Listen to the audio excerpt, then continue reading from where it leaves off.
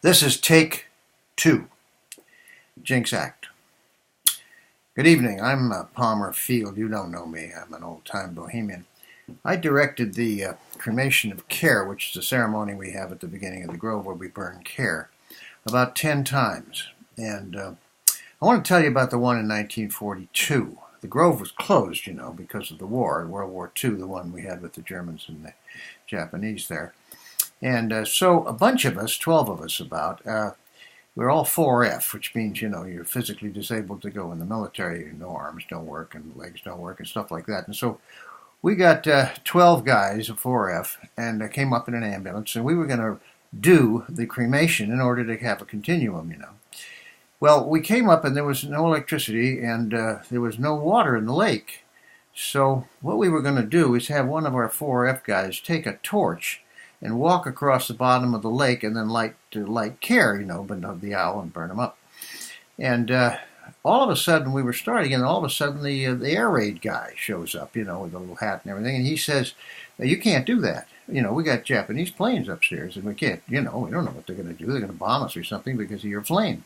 We can't." Oh, so my God, we can't. How are we going to get cremate care? So we went up to the chalet, and they were having a government meeting up there, a planning meeting. They were planning something about Manhattan. I don't know. Anyway, I knew a couple of them. I knew Ernie Lawrence and Ed Teller, a couple of them. And another guy, Oppenheimer or some name like that.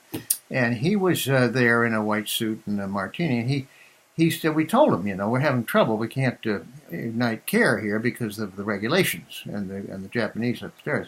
And so he said, you know, maybe I can help you. So Bob Oppenheimer, we call him Bob, and he came down to the owl.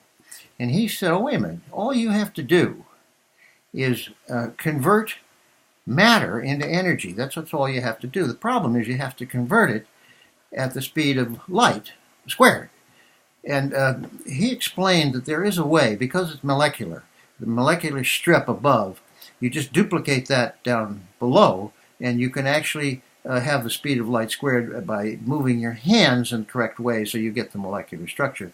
And the best I can explain this is if you take a large block of ice and you reduce it to a cube, the temperature remains the same. I mean, they're just as cold. You see, that's the principle of this thing.